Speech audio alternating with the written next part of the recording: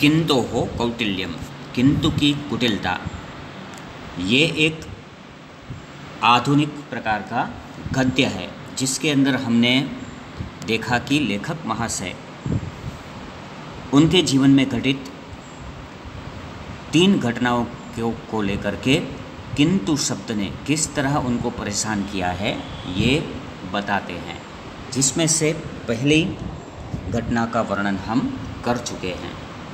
अब आज हम दूसरी घटना जो है उसके बारे में देखेंगे, जहाँ पर किंतु शब्द ने किस प्रकार पूरी परिस्थिति को पलट डाला।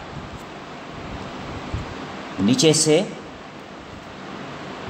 तीसरा गद्य खंड, तीसरा पैराग्राफ, वहाँ से हमें शुरू करना है। एकदा अनेक वर्षाणां परिश्रमेण रचितं सद्यः प्रकाशितं मदीयं पुस्तकमेकम् आदाय अहम् एकस्य साहित्यमर्मज्ञस्य नेतुः समीपम् अगच्छम्।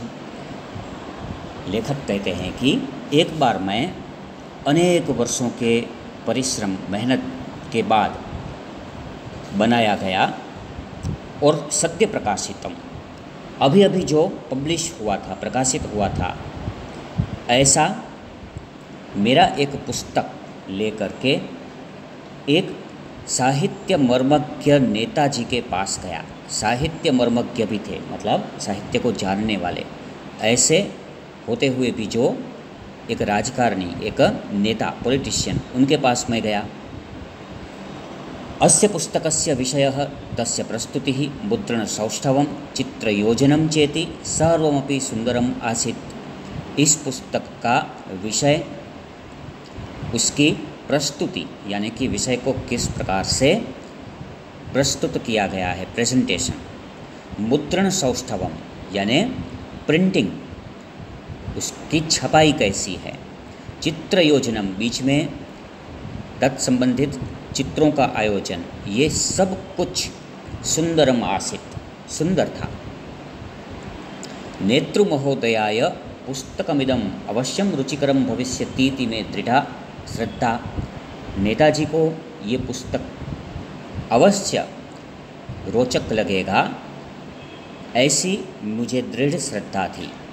तेना हम निश्चिंतः आसम, इस कारण से मैं निश्चिंत हो गया। अहम सोत्साहम नेतृ महोदयस्य गृहं प्रत्यगच्छम, मैं उत्साह के साथ नेताजी के घर गया। क्षणद्वयानन्तरम् एव नेतृ महोदयस्य साक्षात्कारः संजातः, 2 क्षण में ही नेताजी से मुलाकात भी हो गई। अब ये भी नसीब की बात है कि नेताजी के पास अक्सर हम जानते हैं किस प्रकार के पॉलिटिशियंस होते हैं, कुछ काम के ना होते हुए भी वेटिंग होता है, जल्दी से मिलते नहीं, सिवाय कि जब उनको वोट लेना होता है, चुनाव करीब आते हैं। पर यहाँ तो लेखक बता रहे हैं कि मुलाकात भी तुरंत हो गई। मया नेतृ महोदयस्य करकमलयोः पुस्तकं समर्पितम, मैंने नेताजी के हस्तकमल में, हाथों में पुस्तक सौंप दिया। पुस्तकं दृष्ट्वा नेतृ महोदयः प्रसन्नः जातः, पुस्तक देख करके नेताजी खुश हो गए। अवोचच्च, और बोले, पुस्तकं ते वस्तुतः एव अद्भुतं निर्मितम् अस्ति, आपने ये पुस्तक वास्तव में बड़ा अद्भुत बनाया है। बहुकालानन्तरम् एतादृशं पुस्तकं पश्यामि, बहुत समय के बाद मैं ऐसा पुस्तक देख रहा हूँ। तद अनंतरम सद्य एव, इसके बाद तुरंत ही किंतु, किंतु शब्द ऐसे बीच में आ गया। इसके बाद वो कहते हैं मत्सम्मतौ पुस्तकमिदं संस्कृते न विलिख्य यदि हिंदी भाषायां लिखितं स्यात् तर्हि सम्यक् भवेत् इत्योवोचत्। वो ऐसा बोले कि मुझे लगता है कि ये पुस्तक आपने संस्कृत भाषा में नहीं लिख करके हिंदी भाषा में लिखा होता तो ठीक होता। गृहं प्रतिनिवृत्तमानः अहं समस्तेपि राजमार्गे किंतु कृतायाः मर्मवेधकशिक्षायाः उपरि चिंतामग्नः कर्णम अमर्दयम्।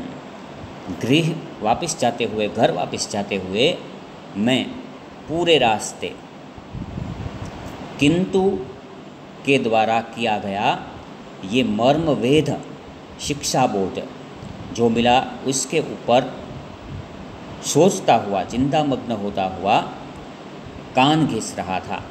यानी कि लेखक महाशय बताना चाहते हैं कि यहाँ पर भी किंतु शब्द ने बीच में आकर सब खेल बिगाड़ दिया। महत्व तभी था जब संस्कृत पुस्तक की वह नेताजी सम्मान करते, समझते, पर उन्होंने तो बात ये बता दी कि संस्कृत में क्यों लिखा, आपने तो हिंदी में लिखना था, तो पूरी बात बिगड़ गई। अनेन किंतुना मह्यम या शिक्षा दत्ता ताम यदि अहम अनुसरामि तर्हि कदाचिदपि संस्कृतभाषायां पुस्तकलेखनं कर्तुं न पारयामि। इस किंतु के द्वारा मुझे जो शिक्षा दी गई, इसको अगर मैं मानता हूँ, अनुसरण उसका मैं करता हूँ, तब तो मैं कभी संस्कृत भाषा में पुस्तक लेखन नहीं कर पाऊँगा। तो इस तरह हमने किंतु शब्द के संबंधित 2 घटनाओं को, प्रसंगों को देखा। अभी एक तीसरा प्रसंग जो बाकी है उसे हम नेक्स्ट वीडियो में देखेंगे।